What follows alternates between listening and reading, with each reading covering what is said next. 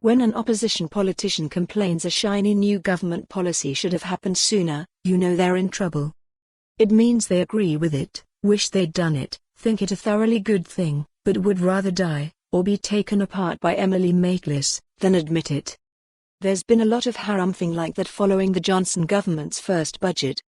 There's no denying that the new Chancellor's turn as coronavirus crisis manager was impressive.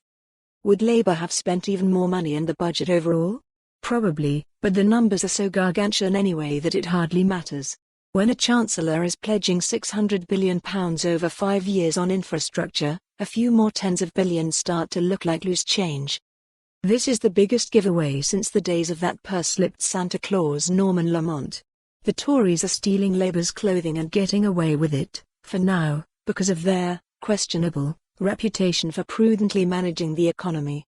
But with so much risk and uncertainty swirling around both the global and UK economies, it could all too easily end up being the budget that comprehensively shreds that reputation. Dr. Feelgood he's been called, but a huge national debt and adverse economic conditions in a year or two, when all the fiscal wiggle room has been used up, would make Rishi Sunak's performance this week look rather different. In Scotland, Jackson Carlaw's Tories, who are ambitiously going all out to beat the SNP in next year's Holyrood poll, are wreathed in smiles after years of taking pelters for austerity. They hope this bounty will allow them better to construct a narrative to repel the SNP's case for independence. Why risk indie austerity when you can bathe in pound coins?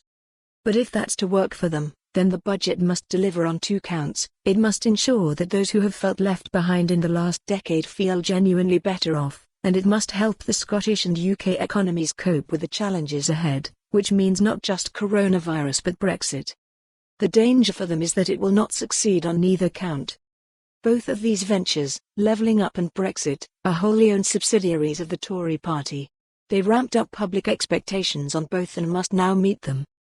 The government would like Levelling Up to be understood narrowly as improving economic opportunities in neglected areas, particularly the north of England and the Midlands, but this studiedly vague phrase has taken on a life of its own. Struggling people everywhere will expect to feel better off as a result of this colossal outpouring of cash, and quickly. The trouble for the Tories is that rather a lot of them probably won't. That's because, while the Conservatives may be sincere in wanting to level up north and south, they seem less keen. For more on this story, visit the news article link.